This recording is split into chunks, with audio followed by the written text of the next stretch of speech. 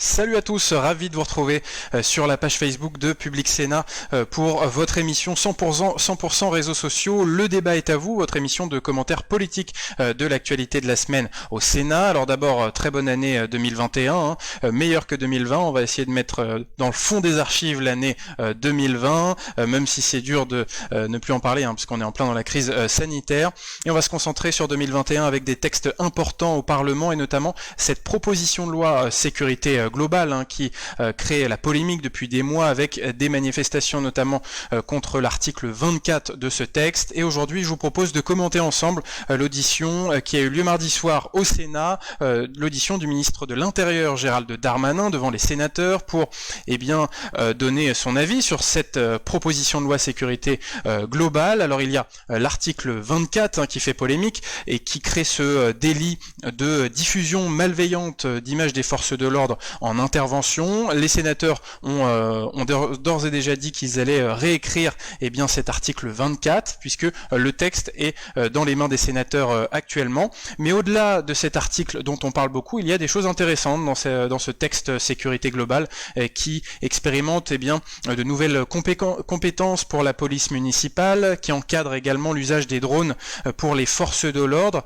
et qui développe les compétences des agents de sécurité privés. Donc plein de sujets sensibles dont il est intéressant d'en débattre. Et justement, c'est le principe de cette émission. C'est une émission interactive. N'hésitez pas à donner votre avis, à commenter ce que disent les sénateurs et à me poser toutes les questions. Je suis là pour y répondre. Alors, on va commencer cette audition, mais juste au début, il y a un sujet qui est un peu extérieur à cette loi sécurité globale, mais qui fait également polémique. Il s'agit du fichage des citoyens qui pourraient représenter un risque pour la sécurité de l'État. Et effectivement, en décembre dernier, Gérald Darmanin a pris 3 décrets publiés au journal officiel qui renforcent le fichage de ces citoyens qui représenteraient une menace pour la sécurité de l'État, avec la possibilité de ficher leur opinion politique, leurs convictions religieuses, leur appartenance syndicale, également de conserver leur activité sur les réseaux sociaux. Et ces décrets, ils inquiètent une partie des sénateurs et donc l'audition va commencer sur ce sujet et Gérald Darmanin va devoir s'expliquer sur ces fichiers d'opinion qui concernent des citoyens potentiellement dangereux, également des citoyens qui travaillent sur des sites sensibles et dans des institutions sensibles de l'État comme des ministères, des préfectures et donc qui nécessitent un certain renseignement. Allez, c'est parti pour cette première audition de l'année au Sénat à commenter tous ensemble avec d'abord François-Noël Buffet, le président de la commission des lois du Sénat qui introduit cette audition de Gérald Darmanin. Principalement sur le texte que nous avons à connaître intitulé Sécurité globale. Naturellement, d'autres questions pourraient arriver et peut-être une en particulier qui nous a interrogés à la commission des lois au mois de décembre. Je cherche du regard Monsieur Durin, Alain de la Gontrie, relative, Monsieur le ministre,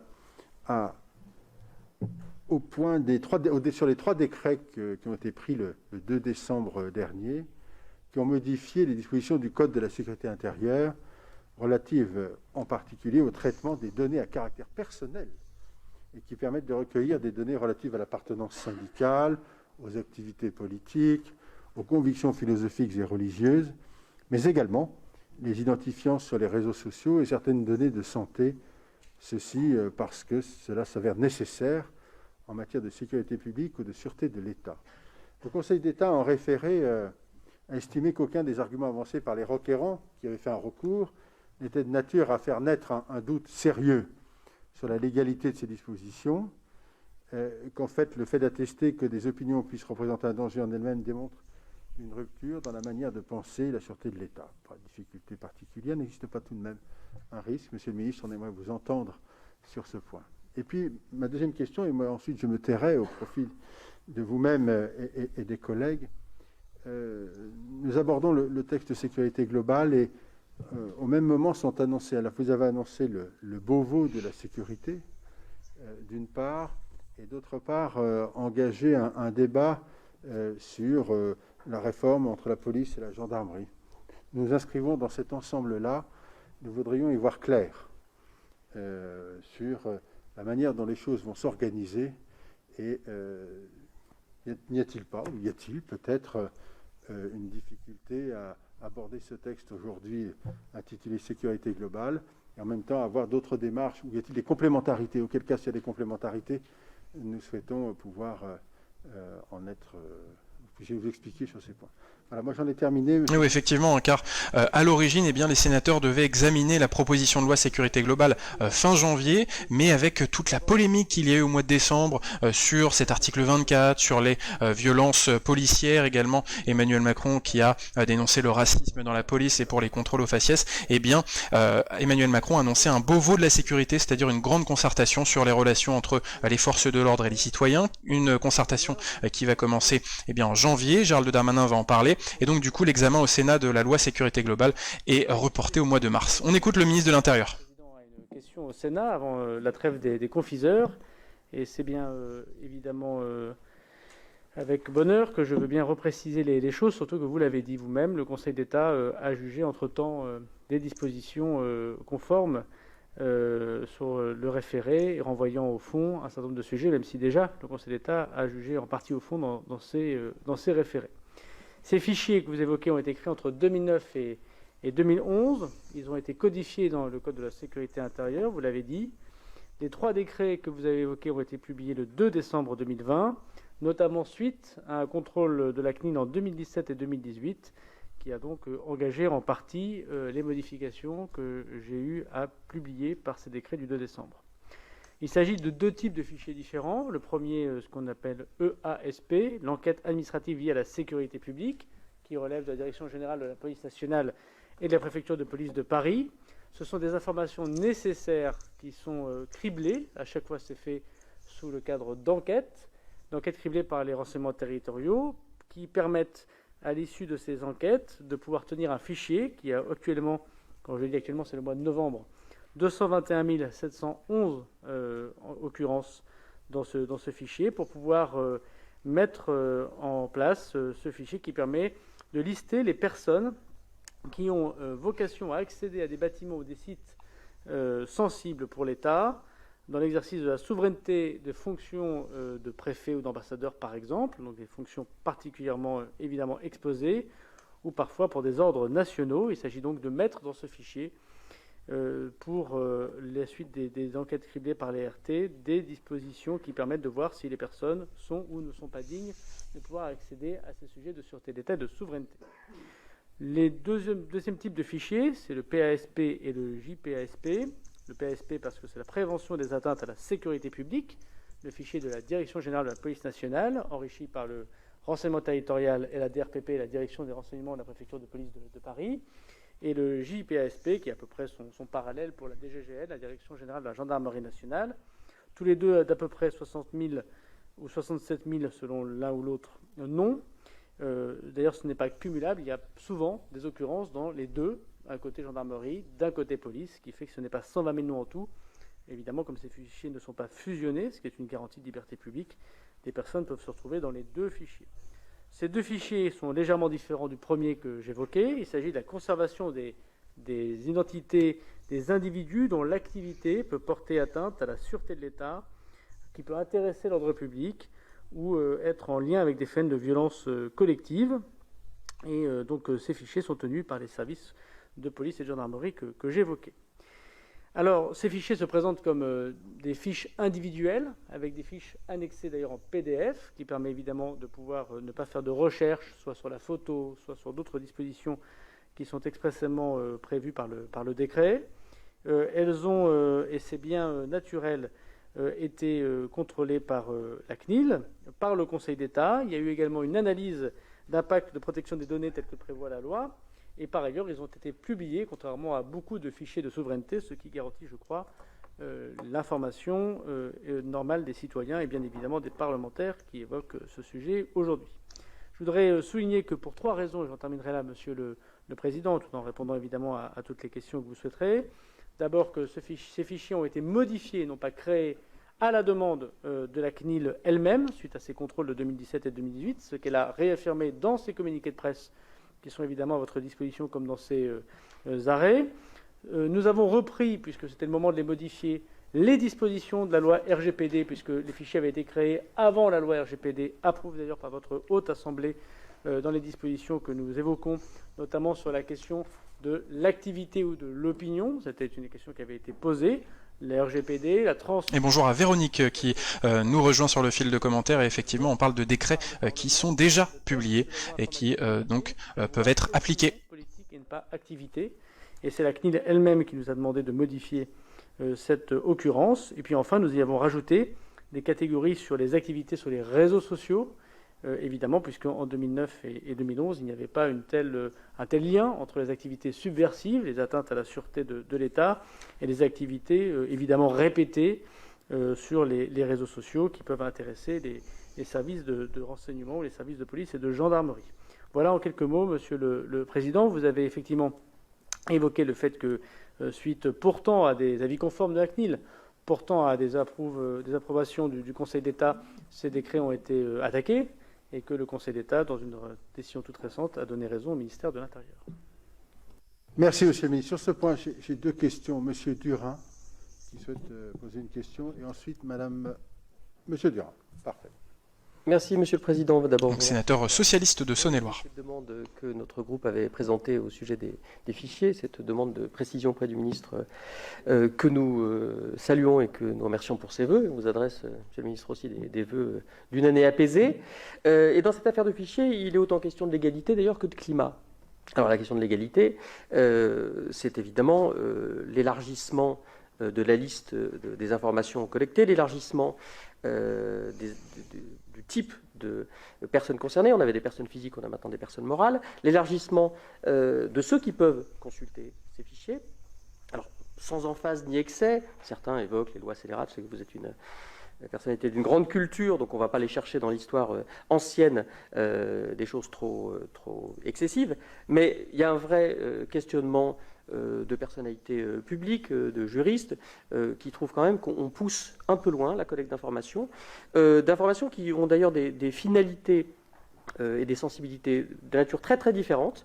Ce qui nous inquiète, et un des objets de ma question, c'est de savoir si on vient, par ces décrets, finalement régulariser, comme je l'ai lu, des pratiques qui étaient déjà en cours, sans base juridique, savoir comment les fonctionnaires qui auront à renseigner ces fichiers seront formés, parce que quand il s'agit d'apprécier des options philosophiques, politiques, il faut quand même avoir un peu de discernement et de subtilité.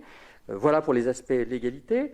Et puis, est-ce que ça ne vient quand même pas, dans un contexte où chacun peut observer qu'il y a une grande tension dans notre pays, une grande inquiétude, des désordres psychologiques individuels et collectifs, jeter un peu d'huile sur le feu. Les questions de sécurité publique sont extrêmement sensibles. On a un autre texte qui arrive et qui suscite bien des émotions. J'ai lu un texte une missive d'un député de Guyane qui s'étonnait du recours aux chiens pour réprimer une manifestation hier à Cayenne.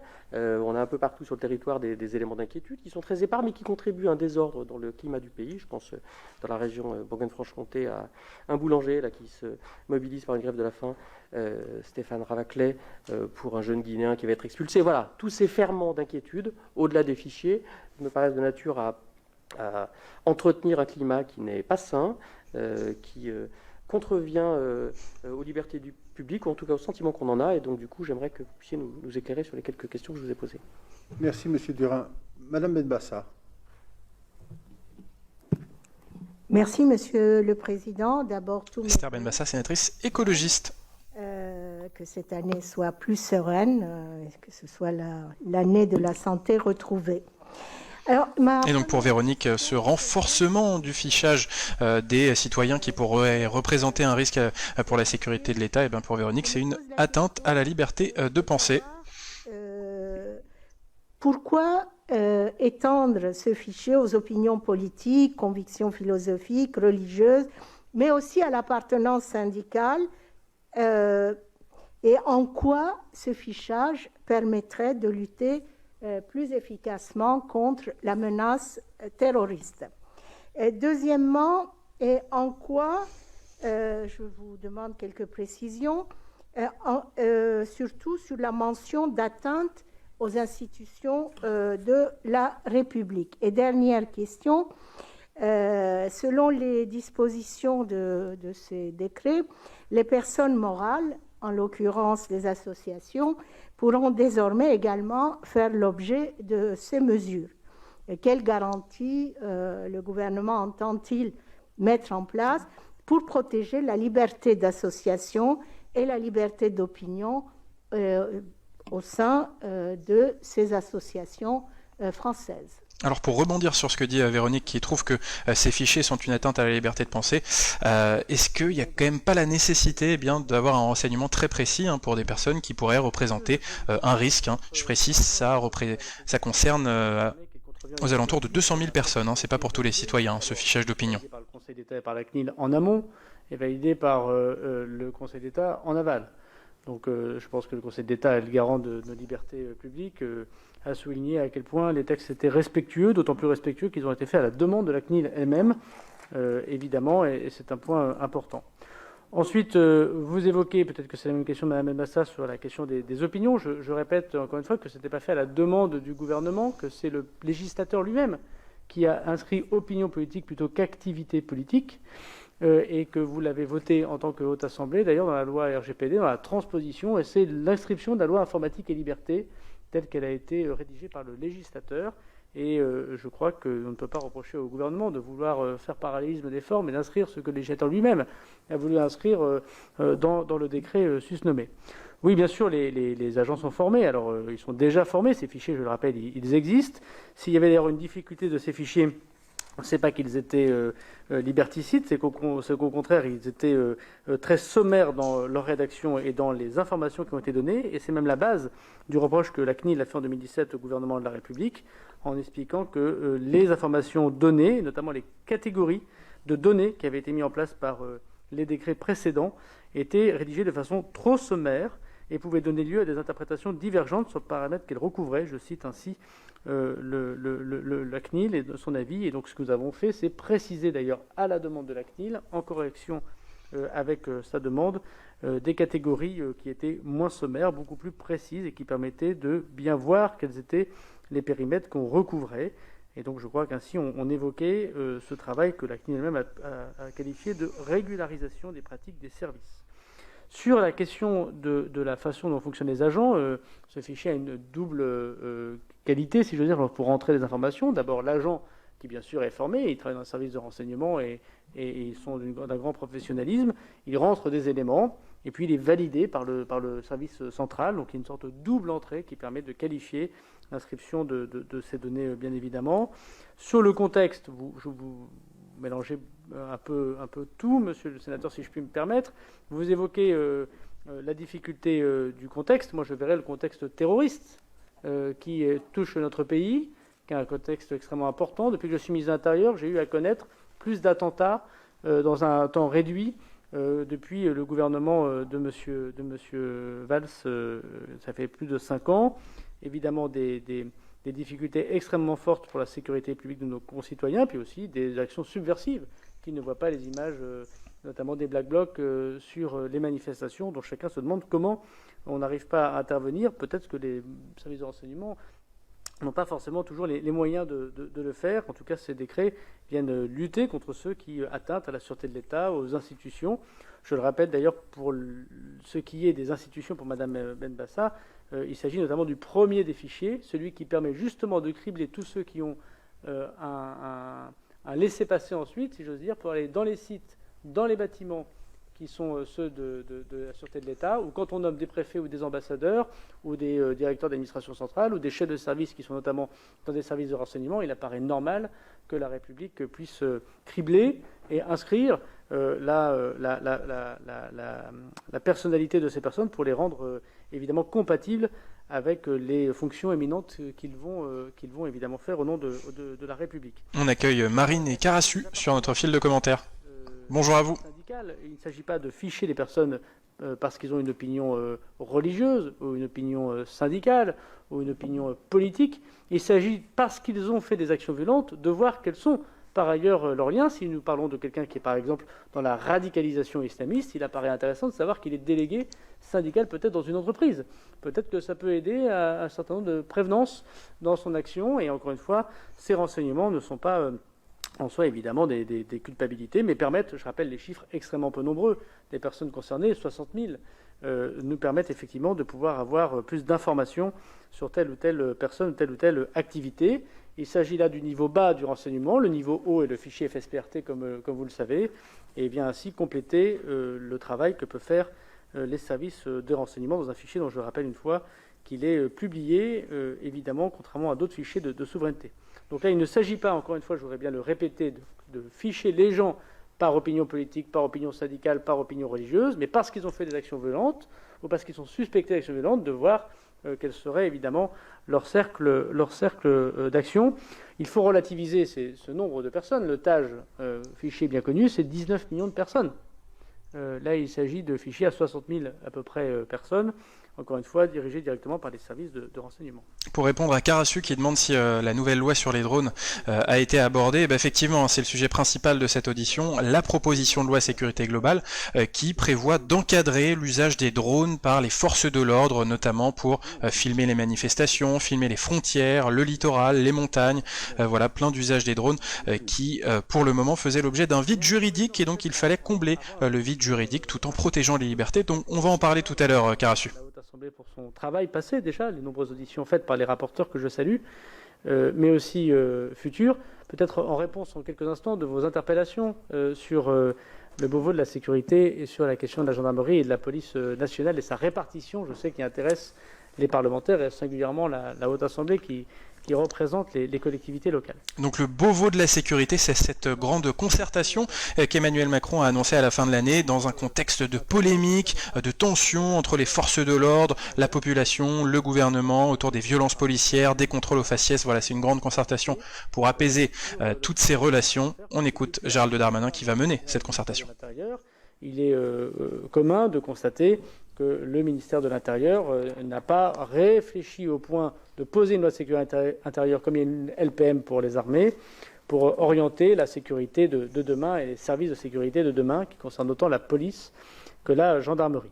J'ai donc proposé aux organisations syndicales de la police qui l'ont toutes accepté, et je les en remercie, aux représentants des gendarmes, puisqu'ils ont aussi une organisation qui n'est pas syndicale mais représentative de la gendarmerie nationale. J'ai proposé, Monsieur le Président, au Président Larcher ce matin, au Président Ferrand pour l'Assemblée, que des parlementaires soient désignés également pour participer à ces travaux, ainsi qu'à Monsieur le Président des maires de France de désigner des élus, des maires pour participer à ces travaux, d'avoir 7, les syndicats ont demandé une 8 réunions, qui reprend mes propos de la commission des lois sur la formation, sur les inspections, sur le maintien de l'ordre, enfin bref, sur les sujets qui intéressent évidemment le ministère de l'Intérieur et la société française, pour pouvoir travailler, on va dire, tous les 15 jours. Je proposais de le faire chaque fois une matinée, d'abord pour avoir un éclairage international, c'est toujours bien de savoir comment les autres ont fait, une comparaison police-gendarmerie, des grands témoins, en y invitant Madame la défenseure des droits, des avocats, des anciens policiers, des personnes qui peuvent d'une manière ou d'une autre éclairer le débat sur la sécurité intérieure, et puis évidemment des propositions formulées pour chacun des thèmes que nous avons évoqués et qui ont parfois fait florès dans l'opinion publique. Parallèlement, j'ai proposé que chaque semaine, dans tous les territoires de la République, je puisse faire, avec mes collègues, lorsque ça les intéressera directement, avec vous si vous le souhaitez, des débats publics avec les policiers, les gendarmes qu'il faut savoir écouter, mais aussi le monde, on va dire, de la société civile, et qu'il faudra voir comment on peut répondre aux plus grandes problématiques du monde rural, et notamment des questions agricoles qui sont de plus en plus attaquées par un certain nombre de manifestations anti-agricoles, et comment la sécurité peut être au rendez-vous de leurs demandes. C'est le cas évidemment des élus locaux, c'est le cas évidemment de la jeunesse de France, c'est le cas aussi des entreprises. Bref, nous pourrions multiplier ces débats, et pour qu'au mois de mai, le président de la République puisse conclure, s'il le souhaitait, ce Beauvau de la sécurité, créant ainsi les conditions de la rédaction de la loi de sécurité intérieure que j'évoquais tout à l'heure. Donc voilà pour le programme de cette grande concertation, le Beauvau de la sécurité, pour réformer un peu l'activité des forces de l'ordre et ses relations avec les citoyens. Avant de passer à la proposition de loi sécurité globale, qui est vraiment l'essentiel de cette audition de Gérald Darmanin, juste pour revenir sur cette histoire des fichiers, du fichage d'opinion pour les personnes qui représenteraient un risque pour la sécurité publique, une intervention intéressante de Pierre sur notre fil de commentaires qui dit, eh bien finalement les activités publiques comme les réseaux sociaux, les activités politiques ou syndicales sont déjà publiques, donc il n'y a pas besoin de fichage. Alors Pierre, on peut se poser la question que eh bien des croyances religieuses, des opinions politiques, philosophiques, eh bien, ne sont pas forcément publiques. Donc voilà, est-ce qu'il faudrait les ficher? Bon, en tout cas, ça pose la question pour ces personnes qui représentent un risque spécifique. Et en tout cas, Pierre demande une centralisation de ces fiches aux sources diverses qui serait plus utile avec une interconnexion entre les services. On continue à écouter le ministre de l'Intérieur. Par le ministre de l'Intérieur lui-même, il va les étudier, comme la répartition des compétences ou même la mutualisation, tout en gardant nos deux forces, gendarmerie et police évidemment séparées et complémentaires, de pouvoir sur le cyber, sur la drogue, sur les cambriolages, on pourrait imaginer sur les grands enjeux de demain, mutualiser un certain nombre d'actions. Et donc je dis devant la Haute Assemblée que si ces propositions ont été faites, ils sont dans le débat public et qu'en 2021, nulle carte ne changera territoriale, mais que j'entreprendrai évidemment, territoire par territoire, une discussion avec les forces, en regardant les chiffres de la délinquance, avec les élus, pour voir comment nous pouvons améliorer l'action publique au sein du ministère de l'Intérieur. Ainsi étant dit, Monsieur le Président, peut-être quelques mots sur la proposition de loi communément appelée sécurité globale, en étant heureux de pouvoir faire écho au travail très important qu'ont fait les députés, M. Fauvergue et Mme Toureau, à l'Assemblée nationale, dont je vous rappelle qu'il est un des textes les mieux votés de la législature à l'Assemblée nationale, 388 voix pour sur 577 députés, comme chacun sait. Peu de textes peuvent se résoudre à une telle majorité, englobant très largement l'hémicycle, avec quelques positions, il est vrai, bien solides. Alors le texte a été bien voté, mais l'article 24 a suscité une énorme polémique, une division de la majorité parlementaire à l'Assemblée nationale de la République en marche, avec également une petite fronde des députés LREM contre Gérald Darmanin. Donc on peut pas dire que ça a été une balade de santé, cette loi sécurité globale à l'Assemblée nationale. On écoute le ministre. Tout le monde participe à la sécurité. Et les agents de sécurité privée, dont je rappelle qu'ils ont parfois payé un lourd tribut dans la sécurité de nos concitoyens, nous avons fêté il n'y a malheureusement pas quelque temps, et le mot « fêter » est mal utilisé, bien sûr, cet agent de sécurité qui courageusement a empêché un attentat au sein du Stade de France en empêchant le terroriste de rentrer dans le Stade de France, dans les attentats que la France a connus évidemment dans les périodes les plus compliquées il y a 5 ans. Attentat du 13 novembre. Qui, même sur la question du terrorisme, intervenait parfois en primo-intervenant dans des conditions extrêmement courageuses et pouvait d'ailleurs, même si ce n'était pas sa mission première, stopper les délinquants les plus importants, puisqu'il s'agit là d'actes terroristes. Et chacun sait, pour être élu local, l'importance de la police municipale pour nos concitoyens. Et évidemment, les images, qu'il s'agisse des caméras piétons, j'y reviendrai, qu'il s'agisse des drones, bien sûr, et qu'il s'agisse des caméras de vidéoprotection, doivent être réglementées. D'ailleurs, la CNIL nous l'encourage fortement. Et si la place de l'État est celle, évidemment, de la sécurité, et qu'elle doit rester celle de la sécurité, il convient d'imaginer que nous devons mieux travailler avec nos partenaires sans les considérer comme des partenaires de seconde zone. Trop souvent, les polices municipales, ayant été maire, je l'ai souvent regretté, est considérée par l'État comme une force d'appoint à qui on donne pas beaucoup de renseignements et à qui on laisse faire quelques menues décisions, alors que leur rôle et leur action, avec la co-construction du maire, le responsable évidemment de ce qui se passe dans sa commune, est tout à fait importante. Donc nous prenons au sérieux la sécurité privée, nous traitons dignement les compétences des polices municipales avec une expérimentation tout à fait originale à l'article 1er, on y reviendra, et nous renforçons la place de l'État. Je le dis parce que ce texte ne prévoit aucun désengagement sur aucun des acteurs. Il n'y a pas dans le texte que nous vous présentons, Monsieur le Président, de compétences données à la police municipale à la place de la police nationale. Il y a des compétences données à la police municipale en même temps que la police nationale, en prenant une ligne claire. Peut-être que ce sera une différence avec le Sénat, ou en tout cas avec sa majorité.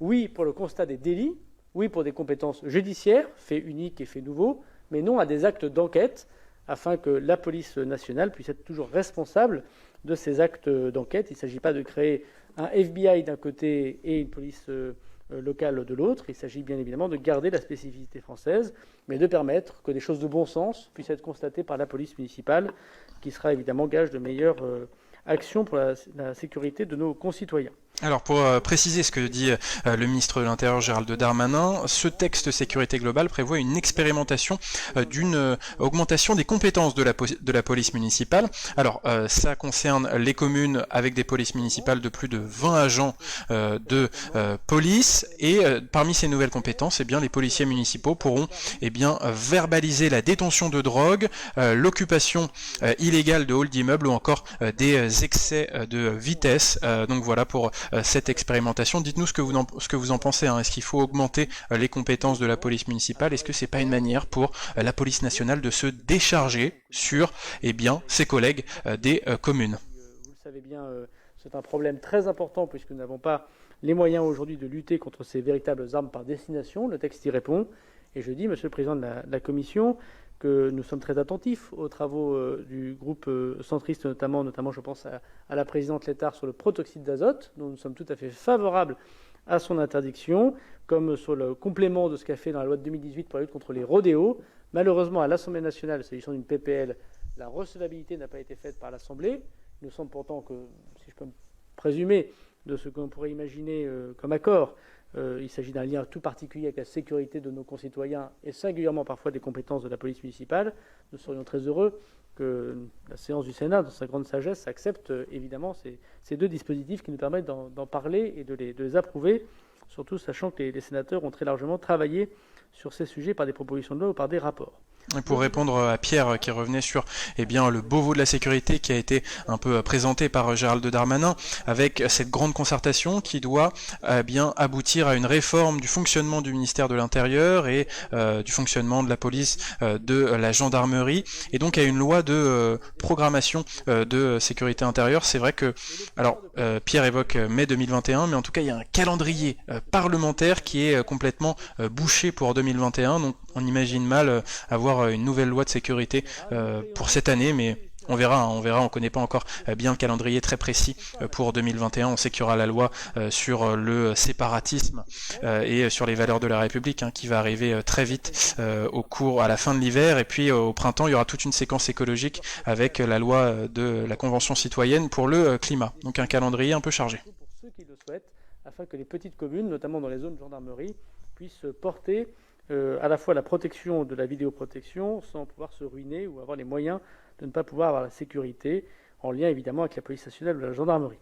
Il s'agit aussi de régulariser l'utilisation des drones, dont j'entends qu'ils peuvent faire naître des débats importants, mais dont je serais étonné que seules les forces de l'ordre n'aient pas le droit de les utiliser, puisque à peu près tout le monde peut utiliser un drone, sauf dans des conditions désormais pour les forces de l'ordre, puisqu'on a encore vu la récente décision de la CNIL sur la préfecture de police de Paris. Il s'agirait aujourd'hui d'encadrer l'utilisation de ces drones, évidemment, qui sont des images comme les autres et qui doivent protéger, bien sûr, nos concitoyens sans toucher à la vie privée. Nous sommes tout à fait prêts, évidemment, à discuter de tous les points de cette proposition de loi intéressante. Et enfin, les caméras piétons. Et ça génère... Effectivement, pour revenir sur les drones, la préfecture de police de Paris qui n'a pas eu le droit de filmer les manifestations. En tout cas, elle s'est vue prendre une interdiction de filmer avec des drones les manifestations. C'est une décision du Conseil d'État. Donc cette loi sécurité globale est censée combler ce vide juridique pour permettre aux forces de l'ordre d'utiliser ces drones. Aider en renforçant les contrôles et les sanctions du CNAPS qui dépend du ministère de l'Intérieur, aider en garantissant la meilleure formation de ces agents, aider aussi évidemment sur le meilleur traitement de la moralité de ces agents. Des dispositions très importantes sont prises ou dans la lutte contre la sous-traitance. Enfin, je terminerai cette intervention en soulignant qu'évidemment, le gouvernement sera attentif à la rédaction que proposera le Sénat sur l'article 24 de cette proposition de loi. Et si le Parlement, Sénat puis Assemblée, ont évidemment tout loisir de faire ce qu'ils souhaitent dans les textes de loi qui sont soumis à leur approbation, le gouvernement, par ma voix, souhaite ardemment que nous puissions continuer à protéger nos forces de l'ordre d'une manière ou d'une autre, et donc les opérations de police, puisque, vous le savez bien, ces femmes et ces hommes, indépendamment de risquer leur vie pour nous, sont parfois mis en accusation et mis en violence, et il est normal que nous puissions protéger ceux qui nous protègent. Et voilà pour les grandes lignes de cette proposition de loi sécurité globale évoquée par Gérald Darmanin, avec une augmentation des compétences de la police municipale. Et Nathalie, sur notre fil de commentaires, dit que si on élargit les compétences d'intervention de la police municipale, il faudrait une formation complémentaire. Et ça, c'est un point très important, car avec cette expérimentation de nouvelles compétences, eh bien, des policiers vont pouvoir écrire des procès-verbaux pour détention de drogue, de stupéfiants, et les sénateurs s'inquiètent de la formation juridique des policiers municipaux pour écrire ces procès-verbaux sous l'autorité du procureur de la République. Donc là, il y a un point sur la formation des policiers municipaux qui est très important. On va écouter le rapporteur au Sénat de cette proposition de loi sécurité globale, le sénateur Les Républicains Marc-Philippe Daubresse, qui justement va commencer par évoquer la police municipale. Des prérogatives judiciaires des agents de police municipale, par exemple pour saisir des stupéfiants, dans le but de renforcer, vous l'avez dit, le continuum de sécurité. Et là, on se trouve avec une sorte d'autorité fonctionnelle qui est le procureur, puisqu'il s'agit d'une action d'officier de police judiciaire, et d'autorité hiérarchique. On est dans la libre administration des collectivités locales, qui est le maire. C'est le maire qui recrute et qui crée les polices municipales. Donc, comment vous voyez cela sans qu'il y ait risque de confusion? Et surtout, comment... Moi, j'ai participé à plusieurs grandes expérimentations dans ma vie d'élu et de ministre. Et comment vous voyez l'évaluation de cette expérimentation et comment vous la garantissez? Première question. Deuxième question. L'expérimentation prévoit une montée en puissance des polices municipales sans évoquer un renforcement de la coopération avec les forces nationales. Est-ce que vous pensez que cela vous paraît réellement de nature à renforcer le continuum de sécurité? Et dans ce fameux Beauvau de la sécurité, comment vous envisagez de montrer la montée en puissance respective, vous l'avez dit tout à l'heure, des deux forces, police nationale et police municipale, sans qu'on enlève des prérogatives à l'une ou à l'autre, on va en rajouter aux polices municipales, pour qu'elles puissent agir de concert de manière plus efficace. Troisième question sur les polices municipales. Tout le monde, les syndicats de policiers, nous parlent, le CNFPT évidemment, de la formation des agents de police municipale et du fait qu'il y a quand même un sérieux écueil dans beaucoup de villes aujourd'hui de province sur la capacité de ces policiers municipaux à écrire des procès-verbaux qui, si on élargit leurs compétences, doivent être tout à fait écrits de manière pertinente pour éviter notamment les vices de forme. Et on sait bien que les forces de police sont je dirais, agacées, plus qu'agacées par les multiples contentieux pour vices de forme alors qu'elles arrivent à traquer des délinquants. Donc comment vous voyez le renforcement de cette formation? Et dernière question. Ça rejoint ce que dit Nathalie. Vous avez parlé de Paris. Effectivement, je confirme, et Loïc Hervé était avec moi, que nous avons eu, et du côté de la préfecture de police de Paris, et du côté des élus et des services parisiens, je dirais un satisfecit, disant que ça avait été très bien préparé, que c'était une vraie coproduction, et que tout ça s'engageait sous des augures très favorables.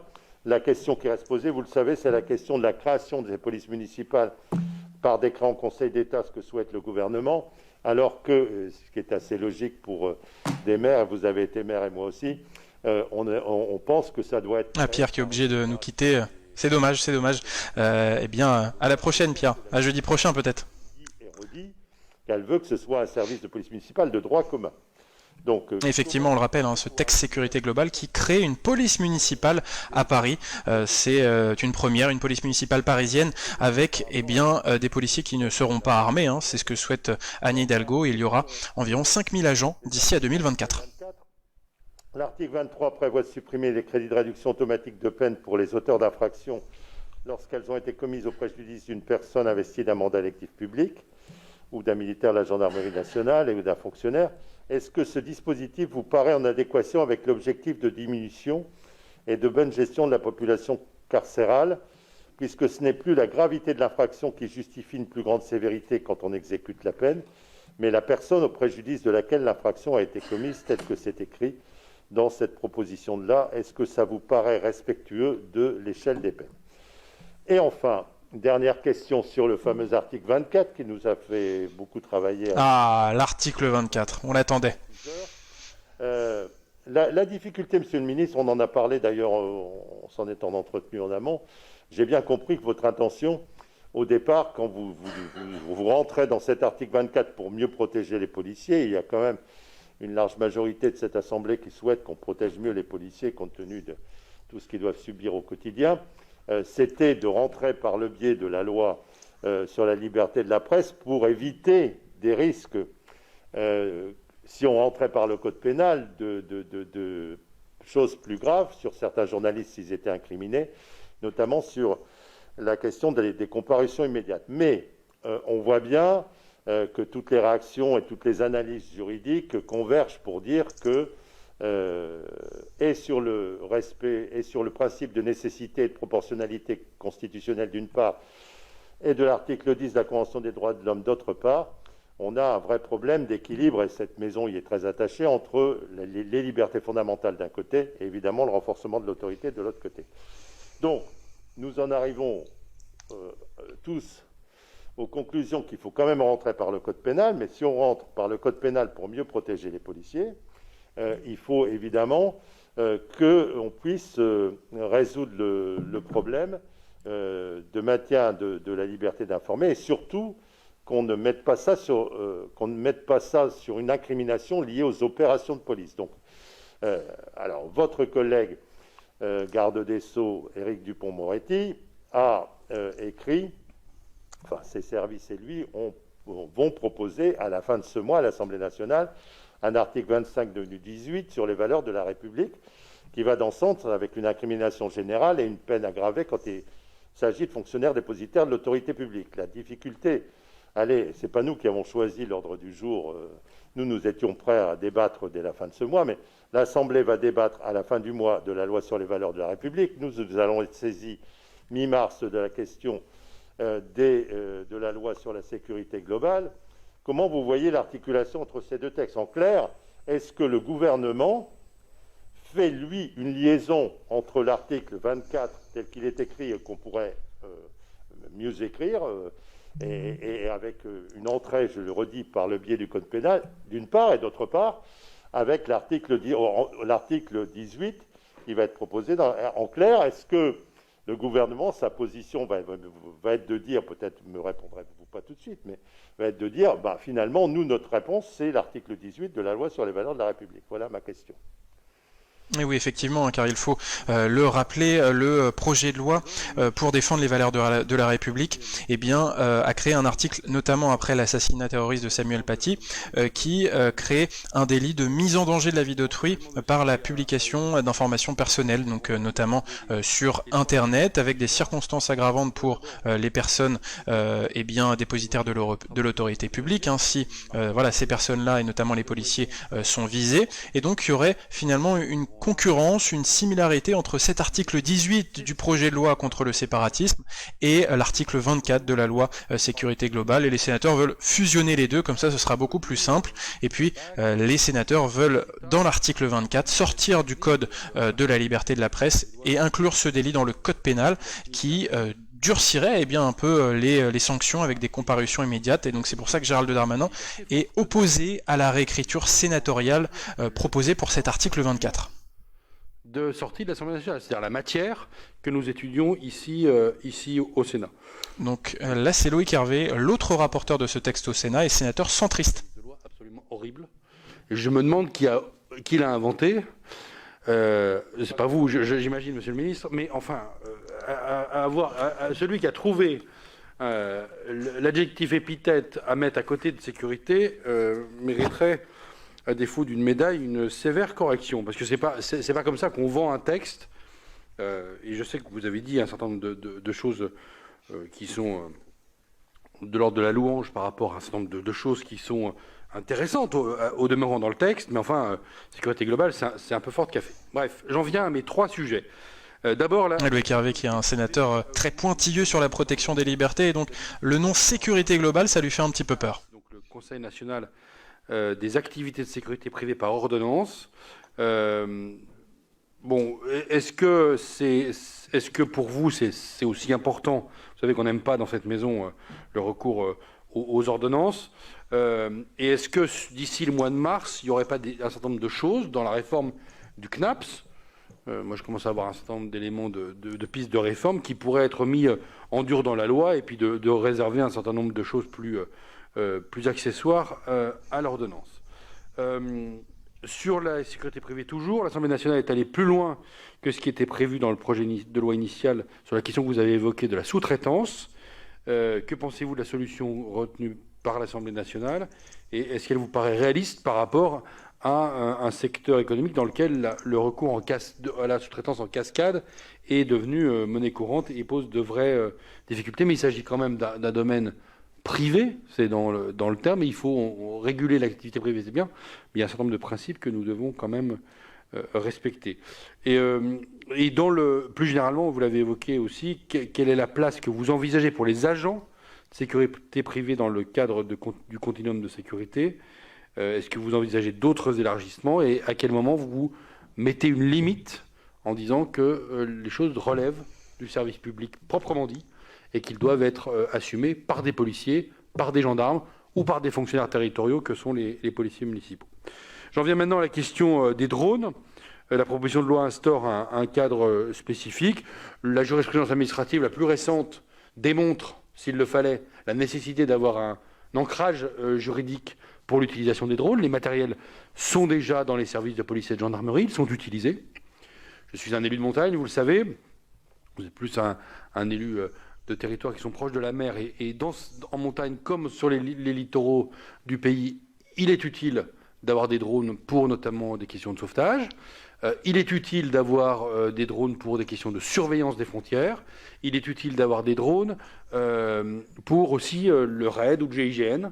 Et évidemment, il n'est pas question de remettre en cause ce type d'utilisation.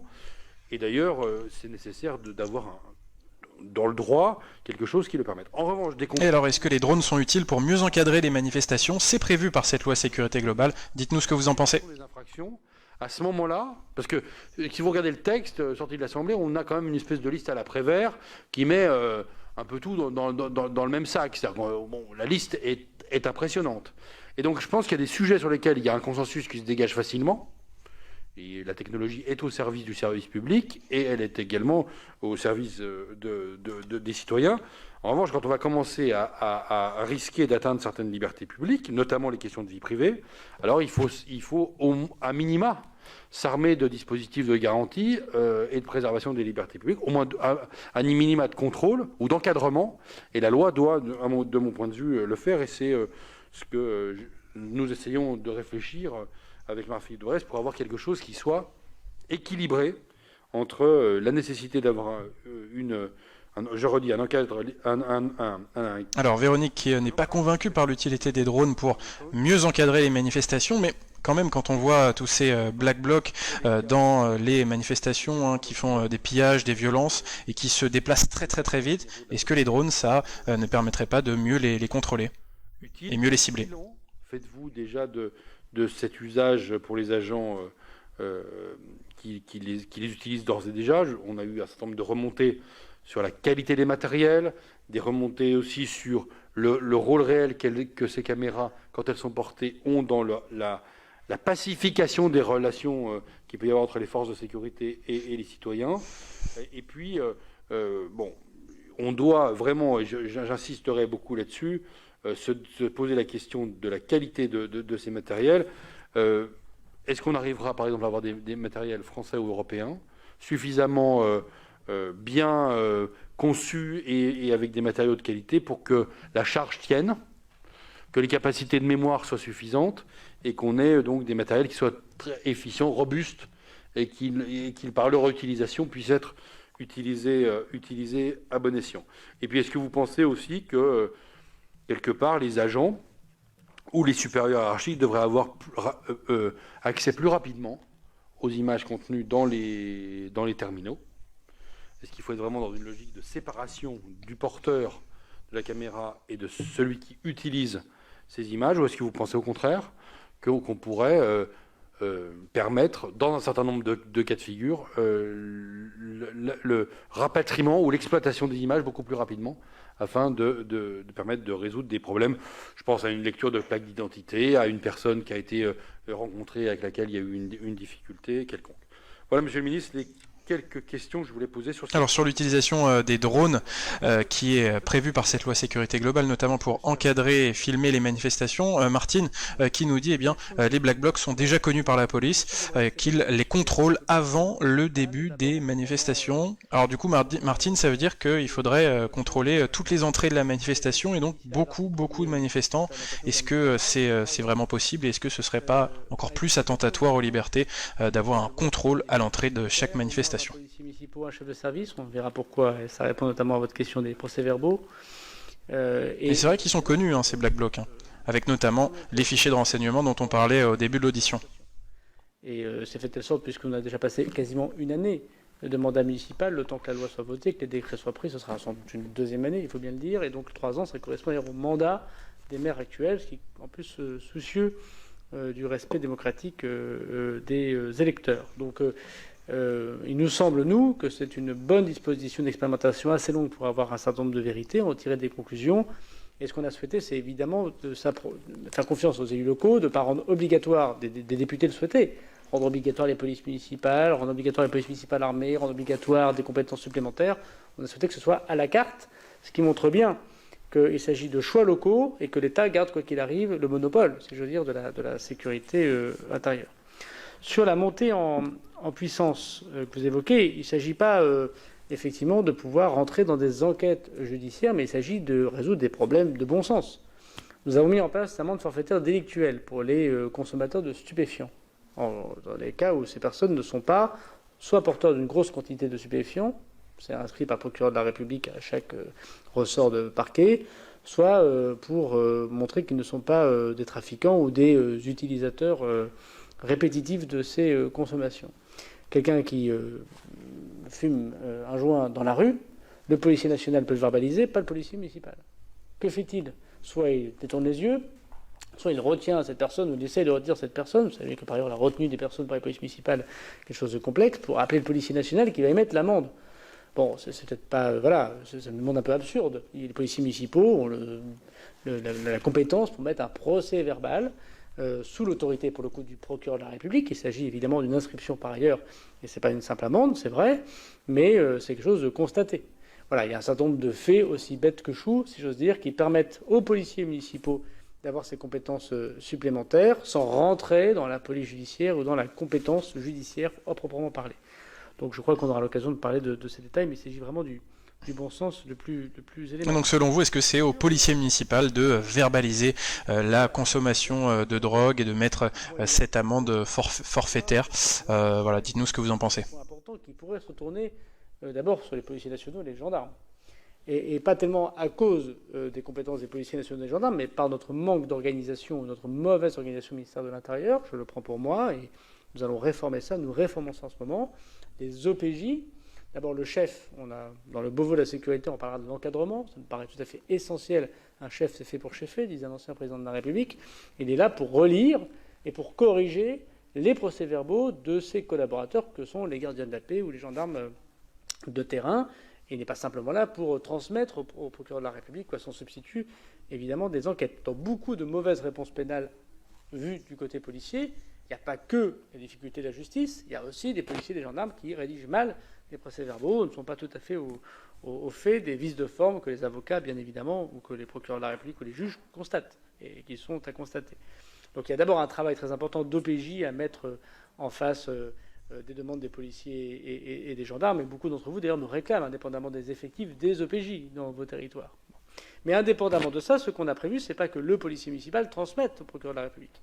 C'est pour ça qu'il faut un directeur ou un chef de service dans l'expérimentation que nous souhaitons, parce que ce directeur ou ce chef de service qui a une grande compétence, et quiconque a dirigé une police municipale sait très bien qu'à plus de 20 policiers municipaux, c'est souvent des anciens officiers de gendarmerie, des anciens gradés de la police nationale, ou un certain nombre de personnes qui passent des concours extrêmement difficiles, spécifiques d'ailleurs, chacun le sait, puisqu'il s'agit d'une fonction publique qui connaît un concours particulier, qui peut avoir les compétences juridiques pour transmettre au procureur de la République ces procès-verbaux, et donc ainsi répondre à la demande que vous évoquez de sérieux et que je partage, même si avec, il y a évidemment les formations que nous devons à chaque agent public, nationaux comme locaux.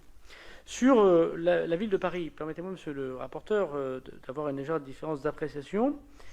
Il me semble que la création de la police municipale relève de la délibération du Conseil de Paris.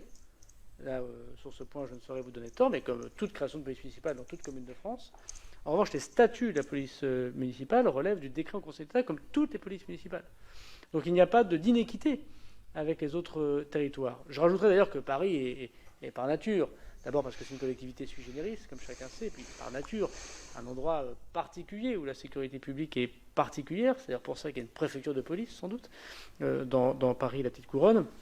Et que l'État, et c'est bien normal, je crois que la maire de Paris en convient, mérite d'avoir un œil particulier. Vous savez tous que c'est parce que nous n'avions pas confiance dans la ville de Paris depuis très longtemps que nous n'avons pas donné de force armée à la maire, dont j'ai compris que par ailleurs, elle ne souhaitait pas, elle, et c'est un autre débat politique, moi je souhaite que nous respections la volonté de la ville de Paris de ne pas armer sa police municipale.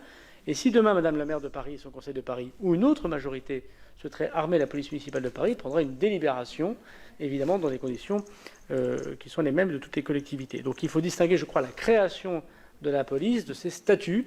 Je constaterai d'ailleurs que la ville de Paris, c'est un corps de fonctionnaires particulier, qui ne relève pas en tant que tel de la fonction publique territoriale, d'ailleurs qui ne paye pas les mêmes tribut, si j'ose dire, au CNFPT, etc. Je n'y reviendrai pas. Donc il y a un statut sui generis qu'il nous faut adapter, mais il ne s'agit pas de faire d'inéquité entre la ville de Paris, bien sûr, et les autres collectivités. Sur les questions d'équité entre détenus, on va dire, ou entre condamnations, moi, nous ne sommes pas rentrés par des aggravations qui existent déjà de personnes dépositaires de l'autorité publique ou subies par des personnes dépositaires de l'autorité publique, mais par les remises de peine. Donc nous avons souhaité qu'il n'y ait pas de remise de peine, c'est le texte, pour les personnes qui ont atteint des personnes dépositaires de l'autorité publique. Donc il ne nous paraît pas très différent de ce qui existe déjà, c'est-à-dire déjà des différenciations, une fonction aggravante que d'agresser un policier, un gendarme, ou toute autre personne qui a une autorité publique, comme un élu, comme vous le savez. Donc il ne me semble pas d'inéquité sur ce point.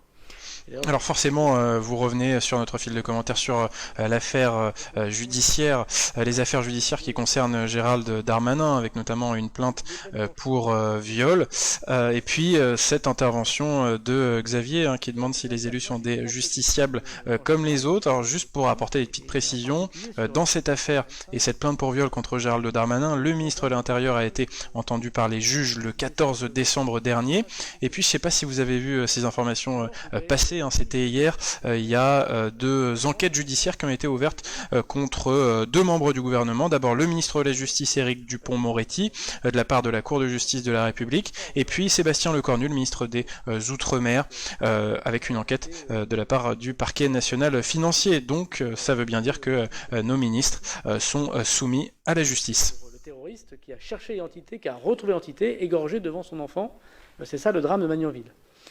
Je vous envoie sur le site Copwatch, notamment une dans notre région, où on a listé les policiers, leurs photos, leurs noms, leurs prénoms, et dans des conditions qui ne donnent pas de doute que ce n'est pas pour envoyer des chocolats pour Noël. C'est à peu près évident.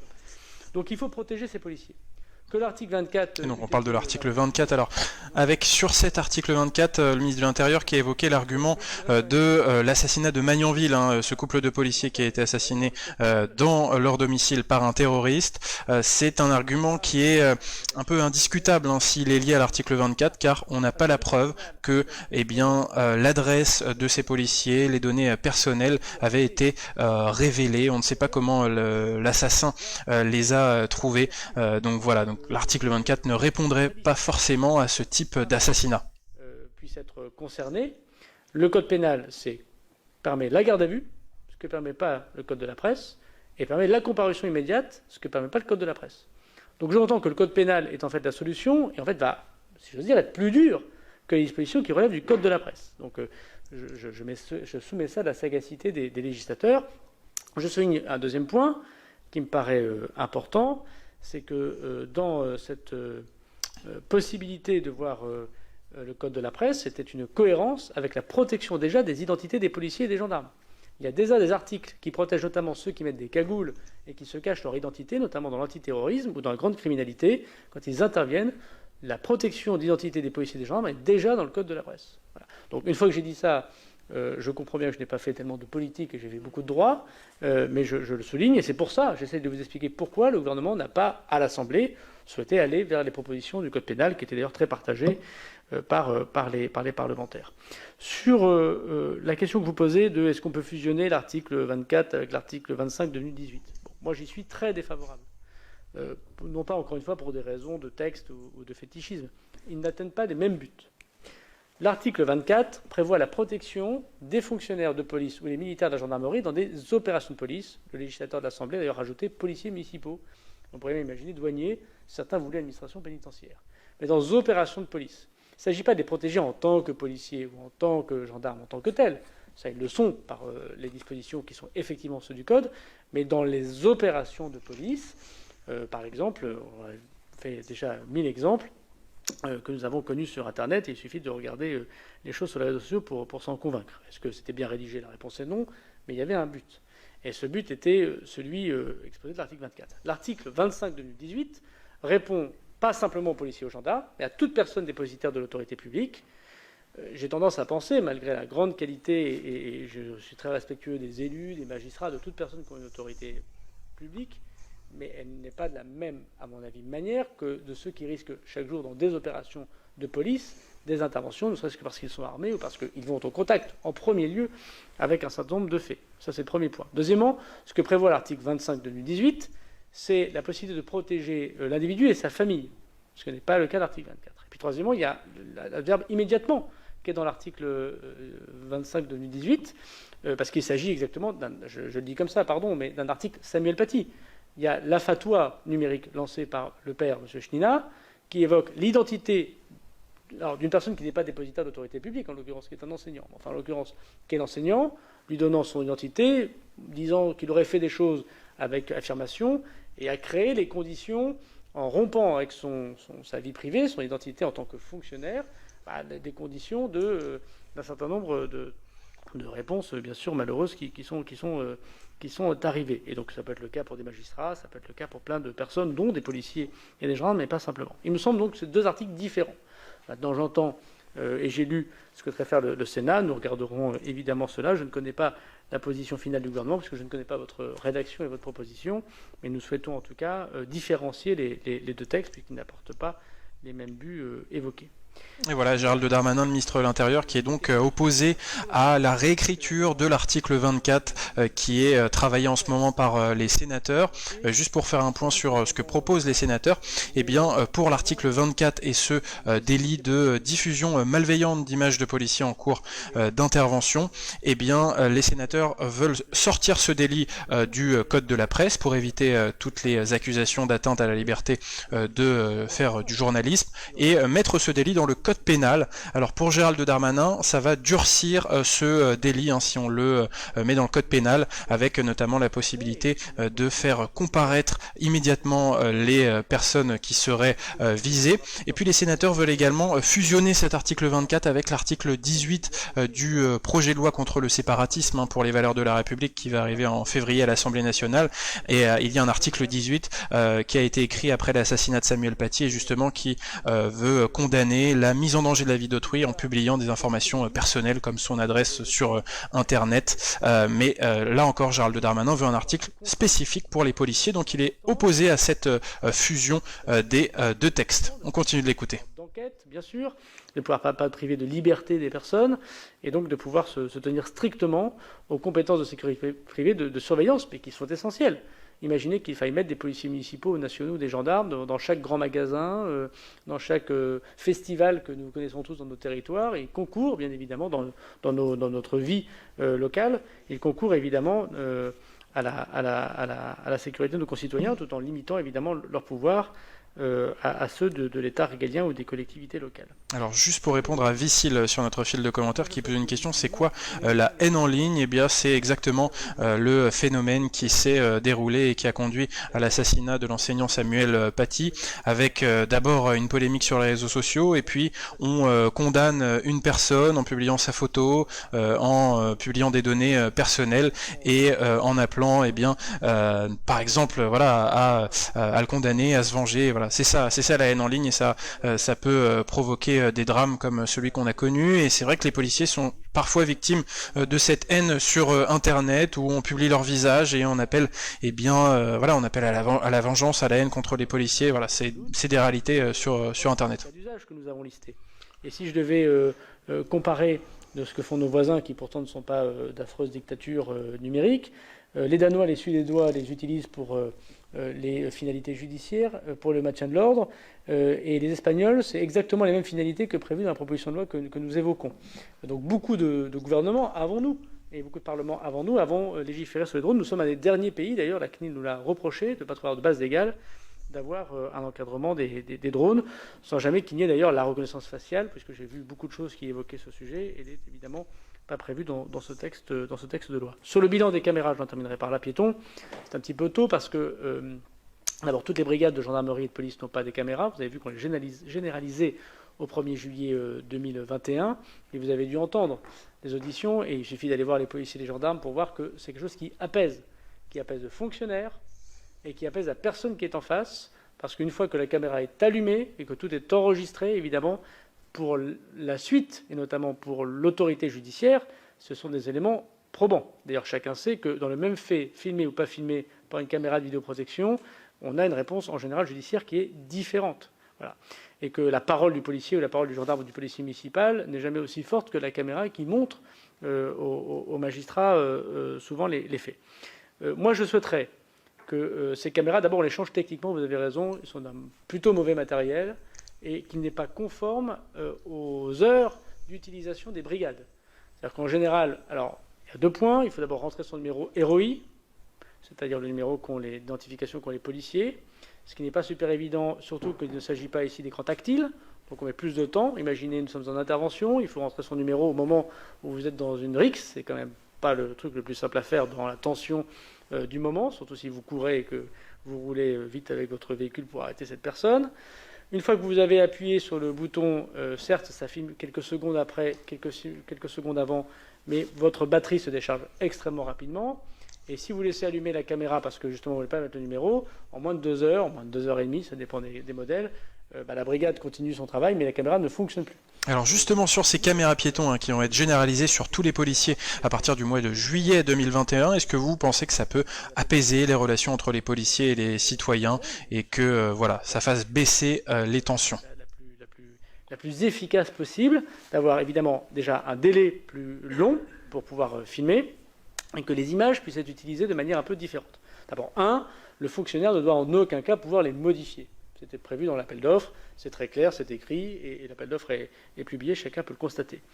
2, ils sont évidemment transmis à l'autorité judiciaire lorsqu'il y a une difficulté, ou à l'autorité administrative lorsqu'il y a des enquêtes de l'IGPN ou de l'IGGN. 3, elles pourraient être revues sans être modifiées, parce que dans le feu de l'action, on peut avoir un détail qu'on n'a pas vu, les couleurs des baskets, la plaque d'immatriculation, le modèle de la voiture, qui permet de renseigner et d'éviter des crimes et des délits qui pourraient se commettre juste après. Là, on doit prendre la caméra, on doit aller au commissariat, on doit la poser, elle doit se télécharger, on ne voit jamais les images. Et puis 4, dans les mauvais rapports qu'évoquait monsieur le ministre de Bresse avec raison, il y a parfois des moments où le fonctionnaire il n'a pas fait exprès de faire un mauvais rapport. Simplement, chacun sait que son souvenir est parfois différent dans la tension que reposé. Et il m'apparaît normal que sans pouvoir modifier les images, le fonctionnaire puisse rédiger son rapport en regardant ces images, pour pouvoir se dire que oui, c'est lui qui a donné le coup, c'est pas lui qui a donné le coup, comment ça s'est passé, ce qui n'empêche pas évidemment que l'autorité judiciaire fera son propre avis sur les dispositions, et sans les dispositions initiatives que la PPL évoque, nous ne pourrions pas faire ces transformations prévues dans l'appel d'offres, mais pas de façon dirimante. Si le Parlement choisissait de ne pas donner ses pouvoirs au ministère de l'Intérieur, nous ne modifierons pas l'appel d'offres, et nous n'avons pas présumé du vote des parlementaires. Toujours sur la haine sur Internet contre les policiers, Nana qui finalement estime que les policiers ne devraient pas avoir de compte public sur les réseaux sociaux pour qu'ils ne soient pas reconnus sur Facebook, sur Messenger. Ce serait une manière de les protéger. Pourquoi pas, mais bon, ce serait très contraignant pour tous ces agents de police. Évidemment, surveiller le territoire, les frontières, la montagne, etc., les mers, ça paraît plus qu'évident que c'est quand même un matériel efficace. Alors, pour la surveillance de l'ordre public, des manifestations et des regroupements violents, ça me semble aussi être très pertinent de s'en servir. Bien sûr, renforcer, les encadrer. Alors, en principe, les citoyens doivent être informés lorsqu'ils sont soumis à des captations vidéo dans des espaces publics. Ça semble tout à fait faisable. Pour garantir que ces captations vidéo à grand angle de vue n'empiètent pas sur les libertés et sur la vie privée, ne peut-on pas envisager un renforcement du rôle du procureur ? Bon, je suis juriste comme beaucoup ici dans cette salle. Je pense que le procureur est là pour garantir un maximum le bon usage des images. Et on le fait bien pour les CESU, pourquoi pas avoir cette confiance en l'avis et l'autorisation, ou je ne sais, du rôle du procureur. Merci. Voilà pour cette question de Brigitte L'Herbier. Et sur les caméras piétons, hein, je vous ai posé la question si c'était une solution pour apaiser les relations entre la police et les citoyens. Xavier qui nous dit, eh bien, encore faut-il que les policiers activent ces caméras et que le matériel soit adapté. Alors justement, hein, Gérald Darmanin l'a dit, les caméras étaient vraiment défectueuses, de mauvaise qualité jusque-là, et donc il y a une nouvelle commande qui a été passée, et elles vont être généralisées au mois de juillet pour tous les policiers. Et Xavier qui nous dit, bah bien sûr, faut pas que ça empêche les policiers de filmer, et ça rejoint ce que dit Nadine, hein, les films vidéo chez des particuliers ont sauvé pas mal de gens, et notamment Michel Zecler, hein, ce producteur de musique qui a été passé à tabac par des policiers, on s'en souvient, en décembre, et la scène a été filmée par les vidéos de surveillance de son studio de musique, et ça a permis justement de révéler cette affaire au grand jour. On écoute la présidente des sénateurs communistes, Éliane Assassi, sénatrice de Seine-Saint-Denis. Ce qui ne saurait concourir à la protection de ces dernières. Je ne fais que citer le contenu de son courrier.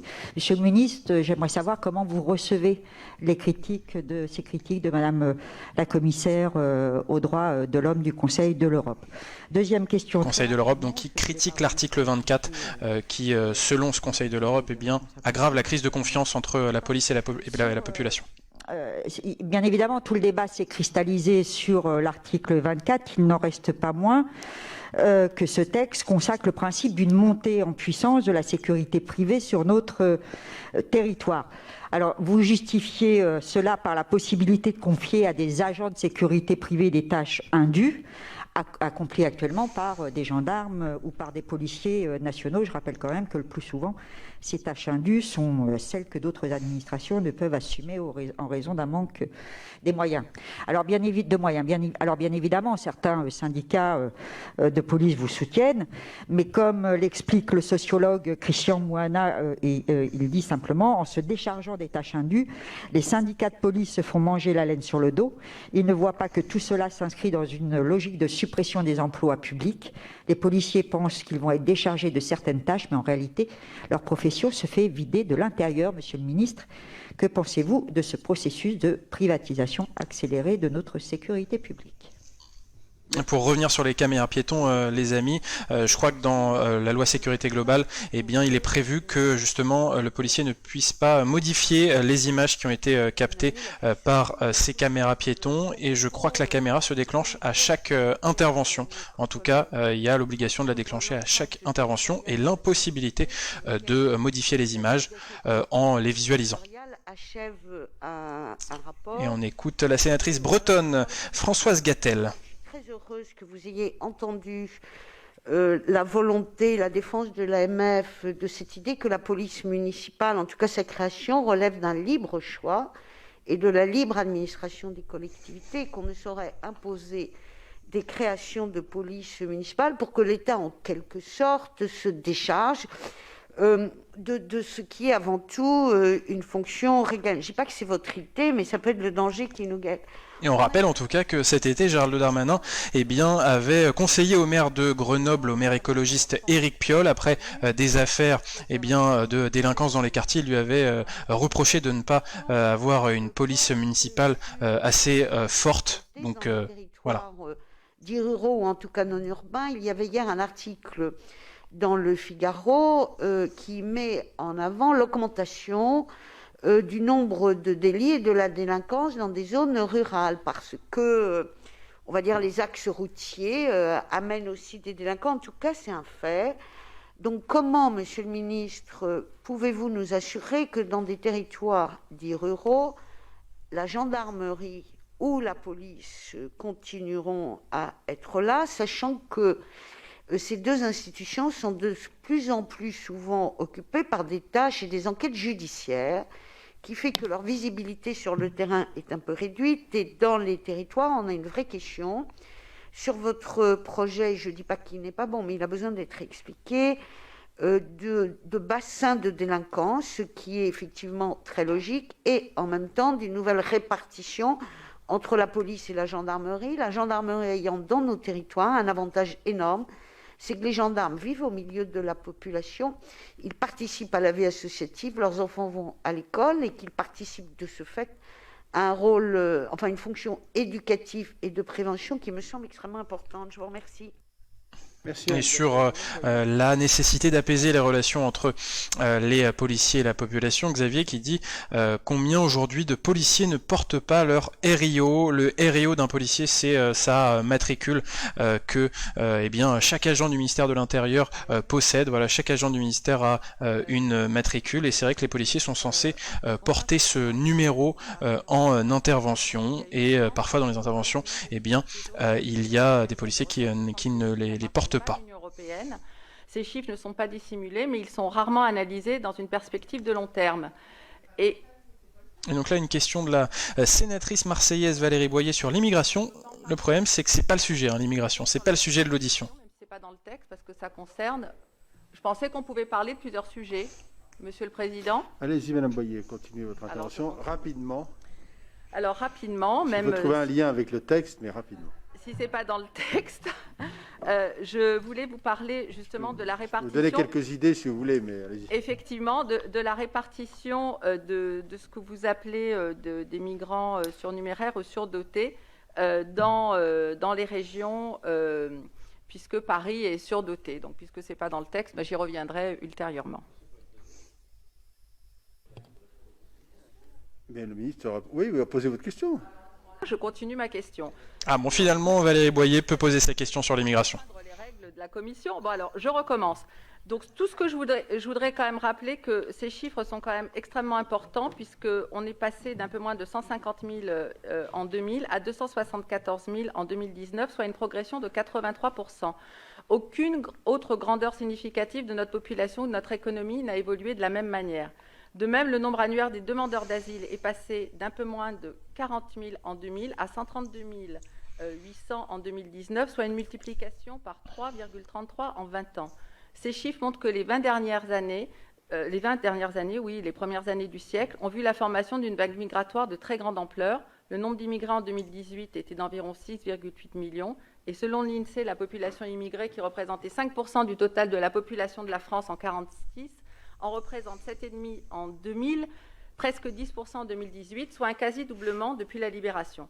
Je ne veux pas vous faire parler de chiffres trop longtemps, mais je voudrais juste vous rappeler que pendant un mandat qui vous est cher, puisque vous y faites très régulièrement référence, après le retour au ministère de l'Intérieur de Nicolas Sarkozy, la France ne délivrait plus que 171 000 titres de séjour contre 192 000 en 2004, et que le nombre de demandeurs d'asile n'était plus cette année-là que de 35 000 contre 40 000 en 2000.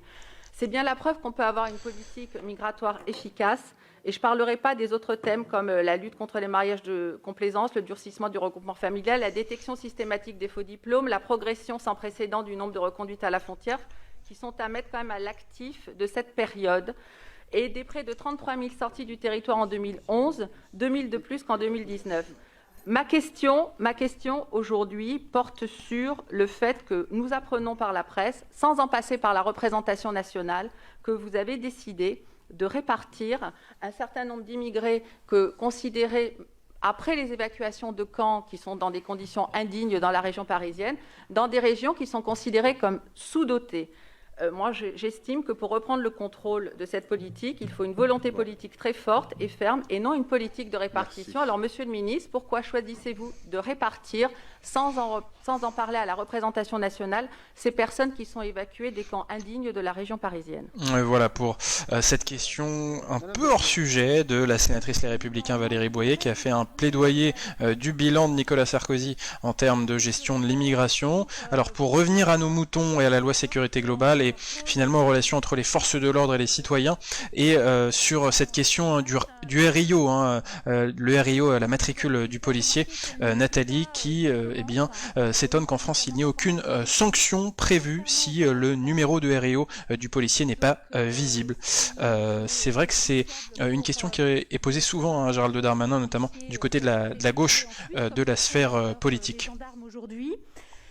Et enfin, je voudrais vous parler, moi aussi, d'un texte qui est un peu à côté, mais qui arrive avant la fin du mois, qui est la protection, qui est le code pénal des mineurs, puisque, effectivement, ça concerne essentiellement la justice, mais malgré tout, le premier contact que les mineurs délinquants auront, ce sera à la police ou à la gendarmerie. Donc, est-ce que policiers et gendarmes seront formés? Je vous rappelle que le garde des Sceaux souhaite que cette réforme soit applicable dès le 31 mars prochain. Et enfin, j'adore les questions d'informatique. Est-ce que le logiciel qui permettra... Et donc juste sur la justice des mineurs, la réforme de la justice pénale des mineurs, projet porté par Éric Dupond-Moretti, arrivera au Sénat fin janvier. Donc on aura l'occasion d'en parler de ce texte. Le fait d'être coupable ou pas, la culpabilité ou pas, est-ce que les logiciels seront mis à jour dans les temps? Et M. Durand. Merci, Monsieur le Président. Et donc le sénateur socialiste Jérôme Durand. À l'entame de cette question que nous partageons certains des objectifs du texte, le continuum de sécurité et la protection de ceux qui nous protègent, évidemment. Peut-être plutôt que des questions précises, puisque nous sommes encore dans la phase d'audition et qu'on aura l'occasion d'approfondir tout ça en séance, deux remarques. La première concerne ce qui nous a été dit lors de l'audition de la conférence des procureurs sur la chaîne de compétences pour établir les saisies, les procès-verbaux, la chaîne de compétences municipale, pour laquelle ils nourrissaient des inquiétudes. On sait que les procès-verbaux sont la base des procédures, la base des enquêtes, et que les risques de nullité attachés à des procès-verbaux qui seraient mal rédigés sont importants. Le doute sur la capacité d'un chef de service de pouvoir superviser le travail de fonctionnaires peu ou trop mal formés est réel. Donc ce point-là me paraît important. Donc je pense que c'est un des objectifs auxquels on doit s'attacher dans nos débats et un point d'arrivée à rechercher avec nos travaux. Et ça concerne donc la formation des policiers municipaux pour rédiger des procès-verbaux, notamment pour détention de stupéfiants. Ça rejoint ce que disait Nathalie dans notre fil de commentaires sur l'importance de les former, ces policiers municipaux, si on augmente leurs compétences. On avait tout à l'heure une table ronde et il faut remercier les rapporteurs de journalistes. Je veux relayer les inquiétudes qu'on a entendues cet après-midi sur la capacité qu'ils auront, après la mise en œuvre éventuelle de cet article 24, à accéder à l'information. Une des questions qui nous a été posée, c'est notamment la question du statut de journaliste et de ceux qui ne le sont pas et qui contribuent pourtant à la fabrication de l'information, au droit d'informer et à être informé. Et puis une question précise sur les drones, puisque la question était posée cet après-midi de la confidentialité ou du maintien du secret des sources avec l'utilisation des drones et qui paraissait pouvoir être mis en cause par une utilisation abusive des drones lors des opérations de maintien de l'ordre. Merci, Monsieur Durand. Eh bien, Monsieur le Ministre, merci de répondre aux questions relatives à toutes les questions qui ont été posées. Bien, merci, Monsieur le Président. Alors, la question pour Madame L'Herbier, évidemment, le procureur de la République, il est essentiel dans ce dispositif, puisque c'est sur son autorité que vont agir les agents qui vont constater des délits, et pour les policiers nationaux et pour les gendarmes qui font des enquêtes. D'ailleurs, c'est un point très important. Je constate que les rapporteurs ne l'évoquent pas, mais à l'Assemblée nationale, singulièrement au groupe Les Républicains, parfois chez certains maires, il y a une demande que les policiers municipaux puissent faire exactement ce que font les policiers nationaux, par exemple accéder à tous les fichiers, par exemple, de pouvoir contraindre la liberté de telle ou telle personne, pas faire des rétentions. J'ai bien compris que nous étions au Sénat. Et singulièrement, je connais le sérieux à la fois du ministre de Bresse et du sénateur Hervé, mais je voudrais quand même dire que ça voudrait dire, comme conséquence, mais tout peut s'imaginer, que les policiers municipaux sont sous l'autorité exclusive du procureur de la République. Et que j'ai dit à plusieurs des maires que j'ai pu rencontrer, me dire, je n'ai pas recruté, moi, dans ma ville de Tourcoing, des policiers municipaux pour qu'ils ne soient que sous l'autorité du procureur de la République. Ou alors, c'est une façon peut-être un peu étonnante d'imaginer, évidemment, l'intérêt commun, mais je ne suis pas sûr que ce soit la volonté première de tous ceux qui demandaient ces dispositifs, puisque le procureur de la République est celui qui donne un certain nombre de possibilités d'action, ou qui autorise l'enquête et qui permet un certain nombre de privations de liberté, comme chacun le sait. Donc là, il s'agit bien évidemment d'un procureur de la République ou d'une procureure de la République qui mène sa politique pénale comme il l'entend. Les AFD, par exemple, ce que prendra comme dans la possibilité que lui laisse la loi, le procureur de la République pour voir quelle drogue, quelle quantité, comment on renseigne, la police municipale sera sous l'autorité de ce que décidera évidemment le procureur de la République, qui classera ou classera pas tel ou tel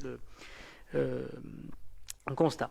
Alors vous êtes nombreux à nous parler encore de ce non-port du RIO par les policiers, notamment dans les manifestations, de cette matricule des policiers, et voilà, vous vous étonnez du fait qu'ils ne le portent pas et qu'ils ne soient pas sanctionnés, alors que les citoyens sont sanctionnés quand ils ne portent pas leur masque, par exemple. Et il peut y avoir des sanctions disciplinaires pour non-port du RIO. En général, il n'y en a pas beaucoup, mais voilà, il y a des sanctions disciplinaires qui sont prévues. C'est une obligation pour les policiers de porter cette matricule. Il n'y a pas de sanctions ou d'amende judiciaire en revanche pour les forces de l'ordre. Les délégations de service public, les dégagements vers d'autres de ce... Le RIO, c'est une obligation de port de cette matricule depuis 2014. On continue à écouter Gérald Darmanin. Par le sociologue qu'elle a cité, dont j'ai pas retenu le nom. Puisque si la conséquence c'est la suppression de postes, vous m'expliquerez pourquoi nous sommes le gouvernement qui en crée le plus sous la Ve République des postes, puisqu'on a créé 10 000 postes supplémentaires de policiers et de gendarmes, rien que 2 000 encore dans l'année 2021, alors que nous allons vers des tâches indues, et c'est bien normal. Je prends des exemples, Madame Assassi. Aujourd'hui, je ne comprends pas pourquoi, en tant que ministre de l'Intérieur, ce sont des policiers qui quasi systématiquement, font les accueils des commissariats le jour, pour faire des accueils et ensuite pour mettre en contact la personne qui souhaite porter plainte, connaît une violence conjugale, a envie d'avoir des informations. L'accueil, c'est pas forcément un policier en uniforme et avec une arme qui doit le faire. Une personne administrative peut tout à fait le faire, formée à l'accueil, à l'accompagnement. Et puis évidemment, c'est pas à elle de prendre les plaintes, cette personne. C'est bien sûr un fonctionnaire de police. Mais ça, c'est ce qu'on appelle une tâche indue. Il ne s'agit pas de la remplacer par quelqu'un qui fait du privé, mais par un autre fonctionnaire qu'on appelle la substitution. Par exemple, je n'ai pas toujours compris pourquoi dans l'intégralité des CRA, c'est toujours des forces de l'ordre qui notamment s'occupent de la bagagerie. Vous savez, quand vous êtes dans un centre de rétention administratif, les affaires des personnes qui sont dans le centre de rétention, elles sont mises dans une bagagerie, et ce sont des policiers de la police aux frontières qui s'occupent de cette bagagerie. Alors, dans des conditions où l'ECRA pourrait voir des gens très dangereux, pour imaginer que même les gens qui sont, non pas à la surveillance du CRA, mais à côté du CRA, soient des policiers, mais enfin, dans l'essentiel des sujets que nous évoquons, on pourrait tout à fait imaginer déléguer à quelqu'un d'autre le soin de faire cette bagagerie. Et le policier aux frontières armé, le policier aux frontières formé, il a peut-être d'autres actions à faire que celui de s'occuper de la bagagerie d'un certain nombre de CRA. Sur la garde statique d'un certain nombre de faits, par exemple, il y a des gens qui sont en réanimation, qui sont des condamnés, ou qui sont des personnes qui sont en accusation et qui ont des problèmes cardiaques, ils ont fait une crise cardiaque, qui sont en réanimation. Est-ce que ce sont des policiers qui doivent toujours garder à l'entrée? Alors, quand il s'agit de gens qui sont soupçonnés d'être dans de grand banditisme et qu'il peut y avoir vengeance, évidemment. Mais lorsqu'il ne s'agit pas manifestement de personnes qui relèvent de cette catégorie, on n'est pas obligé de penser que ce sont bons. On a des conventions avec l'administration pénitentiaire. Aujourd'hui, vous savez bien, c'est les policiers qui souvent, quasiment tout le temps, amènent soit dans les CRA. J'étais à Limoges hier pour aller au CRA de Bordeaux, il faut 3 heures aller-retour. C'est comme du temps pris policier. Bon. Donc, est-ce qu'on ne peut pas imaginer que l'administration pénitentiaire ou d'autres personnes puissent s'occuper de ces choses-là? Il ne s'agit pas toujours de le déléguer à la sécurité privée, même si pour moi ce n'est pas un mauvais mot. Ça peut être aussi que chaque fonctionnaire puisse faire le travail pour lequel il a été formé, pour lequel il est le mieux utilisé. Donc il ne s'agit pas de, quand on parle de tâches indues, Madame la Présidente, d'y voir la privatisation à outrance, et il y a des agents de sécurité privée qui par ailleurs pourraient faire un certain nombre Et justement, on va en parler des agents de sécurité privée, puisque ce texte sécurité globale augmente les prérogatives des entreprises de sécurité privée, notamment pour faire des palpations de sécurité sur la voie publique en période de terrorisme, et voilà, notamment pour surveiller la voie publique en période de fortes menaces terroristes. Voilà, ce sera possible avec cette loi sécurité globale. Qu'est-ce que vous en pensez, vous ? Conjugale et intrafamiliale, qui sont en augmentation. Est-ce que, selon vous, il faut augmenter ces compétences des agents de sécurité privée, ou alors est-ce qu'il faut augmenter les moyens de la police nationale, encore et encore ? Si le Sénat, Monsieur le Président de la Commission, pourrait nous aider, de voir comment on peut lutter contre ce phénomène que toutes les demi-heures et toutes les 20 minutes en zone gendarmerie, il y a des délits routiers, il y a des refus d'obtempérer. Des gens qui, parce qu'ils n'ont pas le bon permis de conduire, parce qu'ils n'ont pas déclaré leur assurance, parce que parfois ils ont des stupéfiants ou qu'ils sont sous l'emprise d'alcool ou de stupéfiants, prennent la vie de gendarmes ou de policiers ou d'autres personnes évidemment parce qu'ils refusent de s'arrêter. Ce sont une explosion continue des délinquances. Et évidemment, en zone gendarmerie, il y a plus de routes qu'il n'y en a en zone police, il y a plus de contrôle qu'en zone police. Et puis troisièmement, les actes commis contre ce qu'on pourrait appeler le monde agricole, par des introductions dans les fermes, le vol de carburant, des atteintes aux bestiaux, enfin bref, il y a un certain nombre de sujets que vous connaissez bien. Ces augmentations traduisent une forme de délinquance qu'il faut prendre en compte. Et évidemment, la création de postes dans la gendarmerie nationale, leur façon aussi d'imaginer, et leur implantation territoriale compte, mais leur implantation numérique compte beaucoup également.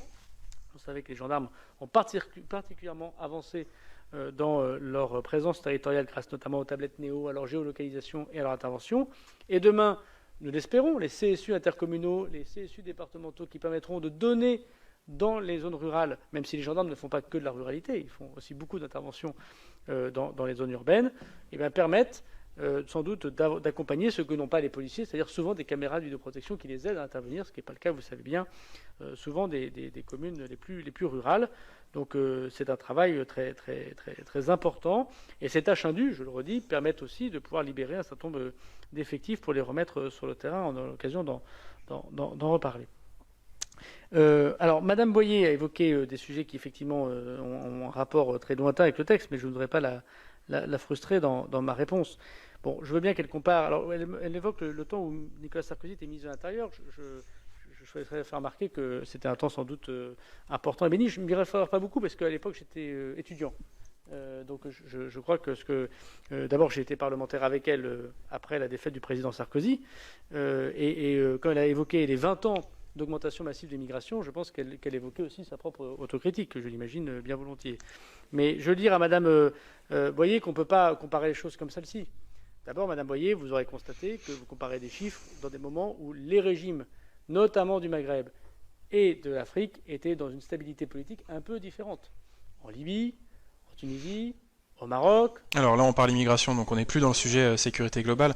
Pour revenir sur les commentaires sur le fil, et notamment sur les prérogatives des agents de sécurité privée qui vont augmenter avec cette proposition de loi sécurité globale, notamment pour faire face à la menace terroriste et pour surveiller la voie publique et faire des palpations de sécurité. Ça, ce sera dans les compétences des agents. Vous êtes dans l'ensemble plutôt opposé à l'augmentation de ces compétences. Vous êtes favorable à augmenter les moyens de la police nationale. Juste en précision, c'est plutôt ce que fait le gouvernement en recrutant des policiers. Voilà, il n'y a pas eu de, voilà, il y a eu des augmentations d'effectifs sous Emmanuel Macron. Il y avait une question sur le fil, voilà, de Nadine qui demandait pourquoi on augmente ces agents de sécurité privée, pourquoi on augmente leurs prérogatives. C'est notamment en vue des Jeux Olympiques de Paris 2024 où il y aura normalement une forte affluence avec des enjeux importants en termes de sécurité. Et là, l'État fera aussi appel aux agents de sécurité privée, voilà, pour créer ce continuum de sécurité et que l'événement se passe pour le mieux. Vous avez remarqué que les relations entre nos dirigeants sont pas simples, parce que par ailleurs le président de la République est courageux. Ceci explique sans doute cela. Je constaterai d'ailleurs, Madame la députée, que si elle regarde le chiffre des naturalisations, elle verra qu'il y a eu 20% de plus de naturalisation entre 2007 et 2012 que maintenant. Donc je crois qu'il faut faire attention aux comparaisons. Elles ne sont pas toujours, raison, et je m'en voudrais de ne pas lui avoir répondu, même si le débat migratoire, je le comprends tout à fait, est un débat qui n'est pas un débat à caricaturer, qui mérite une vraie discussion et sans doute une amélioration de l'action publique. et singulièrement dans la reconduite à la frontière, puisque dans le contrôle des frontières, il n'y a jamais eu autant de policiers et de gendarmes à nos frontières. Et d'ailleurs, je le dis à Madame Boyer. Effectivement, Xavier, les Jeux Olympiques 2024, là, vu de janvier 2021 et de la crise sanitaire, c'est pas gagné. Il faut revoir, c'est d'accord, mais on a eu l'occasion de le faire. Le président de la République a encouragé l'Union européenne à le faire, de rétablir nos frontières, ce qui n'était pas le cas dans les années du début des années 2000, puisque c'était un autre moment, et personne ne peut faire ce procès ni à M. Jospin, M. Chirac, ni à M. Sarkozy, à M. Fillon, puisque c'était des moments climatiques et géopolitiques très, très différents. Le sujet évoqué sur la formation est tout à fait essentiel, je le comprends 1000 fois, je l'ai moi-même évoqué. Il y a eu des erreurs de réduire les formations. Alors, réduire la formation initiale, mais je dois avouer que le Parlement doit aussi comprendre qu'on ne peut pas à la fois demander plus d'effectifs au ministère de l'Intérieur et plus longtemps de formation. Il y a un moment, les fils ne se connectent pas tout à fait. Donc, si on fait plus de formation initiale quand on recrute des policiers, il faut accepter qu'ils viennent moins vite dans les commissariats. Donc, on a parfois un débat. C'est sans doute ce qui a poussé mes prédécesseurs à raccourcir cette formation initiale. Et je pense que c'était une erreur, je l'ai dit. Et puis, il y a la formation continue. Alors, il y a la formation continue théorique, puis il y a la formation continue pratique.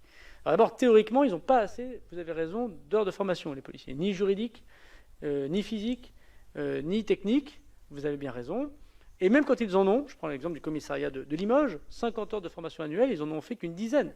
Parce qu'il n'y a pas le temps, parce qu'ils sont hyper mobilisés, parce que les manifestations d'ordre public, la sécurité publique a fait de l'ordre public, parce qu'on n'a pas réglé le problème toujours des horaires dans la police nationale, parce qu'il y a des... Voilà, et que tout ce qui prend, comme parfois pour les CRS, on le prend sur la formation. Et c'est pas bien, parce que du coup, on évite aux policiers, d'abord, d'être dans un bon cycle de travail, comme tout salarié, comme tout travailleur, qui a le droit à sa formation, et on ne lui permet pas d'être à jour, si j'ose dire, et c'est leur responsabilité de l'État employeur, c'est-à-dire moi, et donc on va changer effectivement les choses. Et puis après, il y a les formations qui relèvent notamment des tirs administratifs. Il doit faire 3 tirs, par exemple, administratifs par an. Vous constaterez qu'ils sont quasiment tous concentrés, c'est une caricature, mais au mois de décembre. Par manque de stands de tir, on peut imaginer des choses, hein. On travaille avec les polices municipales pour faire des stands de tir communs, on peut imaginer des stands de tir mobiles, mais quand il y a un problème avec un policier, que fait l'IGPN? La première chose qu'il regarde, s'il a fait ses 3 tirs. Et nous devons à nos policiers, je crois, le chiffre que j'avais retenu, c'est plus de 60% des policiers seulement qui faisaient leurs 3 tirs administratifs dans l'année. Donc il y a améliorer les durées de formation initiale et continue, mais déjà appliquer ce qu'on sait faire. Et ça demande un gros travail de ressources humaines, ce que j'ai demandé au directeur général de la police nationale. Les gendarmes ont un système certes différent, mais enfin qui mérite quand même d'être amélioré et revu. Le directeur général de la gendarmerie y travaille, et notamment dans la coordination de nos forces entre police et gendarmerie. Si je prends le maintien de l'ordre, le travail des CRS et des gendarmes mobiles sur le terrain sont complémentaires, et il faut qu'ils travaillent plus de temps ensemble, à se former ensemble, pour avoir des réflexes et mieux se connaître les uns les autres. Mais je ne peux que souscrire à votre propos. Effectivement, la nécessité de bien former les policiers. Il y a actuellement un déficit de formation, puis ça a des conséquences concrètes sur le terrain, dans les interventions, avec d'ailleurs un des commentaires sur le fil qui évoquait les évacuations de migrants. Souvenez-vous, au mois de décembre, il y avait une évacuation polémique de migrants à Place de la République qui s'était mal passée, trop brutale, et en réalité on a découvert que c'était les policiers de la BAC qui étaient intervenus, et donc qui n'étaient pas formés à l'évacuation de migrants sur des lieux de ce type. Donc effectivement, des policiers formés pour bien intervenir, ça c'est important. Je parlais de la convocation qui était générée par la police. Je le disais bien volontiers pour que chacun l'entende, et j'avais bien compris comme ça. Je pense que c'est donc, vous parlez d'un logiciel magistrat qui s'appelle Cassiopée. Si c'est le cas, je crois que... Non, parce que malgré tout, le fait de venir devant le juge, la convocation va être donnée par la police avant d'aller. Et après, le juge décidera ou pas de la culpabilité, mais c'est bien la police qui va lui donner sa convocation. Mais que la police lui donne, c'est une chose, mais je vois que le logiciel vient de la magistrature, puisque... D'accord, c'est sur Cassiopée aussi qu'ils ont... Je vois que c'est sur Cassiopée. En revanche, ça ne veut pas dire... Et là, on rentre dans le détail, c'est vraiment technique. On est en plein dans les logiciels utilisés par les policiers et par les magistrats. Il y a 2 expérimentations dont Petit échange technique avec la sénatrice Dominique Vérien. Allez voir à Amiens et à Blois sur la procédure pénale numérique, qui est le rapprochement des deux, ce qui évite beaucoup de doublons, et ce qui est très intéressant et qu'on va généraliser avec le garde des Sceaux à la fin de ces expérimentations. Et de manière générale, Les doubles écrans, comme je l'ai fait à la DGFiP quand je suis arrivé au ministère des Comptes Publics, alors qu'on numérise, il faut accepter les doubles écrans pour les agents, l'utilisation de logiciels d'intelligence artificielle ou de dictée plus efficaces. Enfin bref, il y a un certain nombre de sujets. Voilà, monsieur Delpéagi m'évoque le logiciel de rédaction de procédures, le LRP, qui est en cours de réforme. Comme ça, vous saurez tous sur les logiciels. Il est prêt à vous en parler d'ailleurs toute une soirée, si vous l'invitez, monsieur le Président. Ce serait passionnant. Également que je partage la question des PV mal rédigés, mais je crois que j'ai répondu au rapporteur Daubresse. Et encore une fois, je ne voudrais pas qu'on dise que ce sont les policiers municipaux, même s'il y a un chef de service. La police nationale, la gendarmerie doivent aussi faire des efforts. Donc on a un très gros travail d'OPJ, notamment le ministre de l'Intérieur que je suis, dans la police nationale, à la fois manque d'OPJ sur le terrain. Il y a 3000 OPJ qui ne sont pas OPJ. C'est-à-dire qu'ils sont OPJ, ils ont une qualification OPJ, mais ils ont eu leur qualification et ils sont partis dans les services qui ne sont pas des judiciaires. Donc moi j'ai mis fin aux primes des OPJ qui ne sont pas OPJ et j'ai essayé de raméliorer les primes de ceux qui prennent le risque ou qui font le travail parfois fastidieux d'être OPJ. Enfin bref, je pense que nous réglerons structurellement ce problème. C'est un métier d'être officier de police judiciaire qui garantit le droit de tout le monde et qui garantit évidemment la procédure. Et je crois que les procureurs ont eu raison de vous alerter sur ce point. Sur l'article 24, je comprends votre intervention. Vous comprendrez que je pense avoir évoqué le sujet que, quelle que soit la rédaction, ce qui intéresse le ministre de l'Intérieur, c'est qu'on puisse continuer à protéger, je sais que c'est le cas de tout le monde, les policiers et les gendarmes, et que le temps de la navette parlementaire n'aura jamais été aussi bénéfique, sans doute, à une disposition d'un texte de loi. Je le partage tout à fait. Et tant que le but est atteint, et que tout le monde soit rassuré, évidemment, le gouvernement ne pourra qu'y être favorable. Et voilà un ton apaisé de Gérald Darmanin, le ministre de l'Intérieur, autour de l'écriture de cet article 24 très polémique dans cette proposition de loi sécurité globale. Alors voilà, c'est la fin de cette émission, c'est la fin de cette émission de commentaires de l'audition de Gérald Darmanin autour de la loi sécurité globale. J'espère que vous avez pu en apprendre davantage sur cet article 24, sur l'utilisation des drones, sur les compétences des policiers municipaux, des agents de sécurité privés.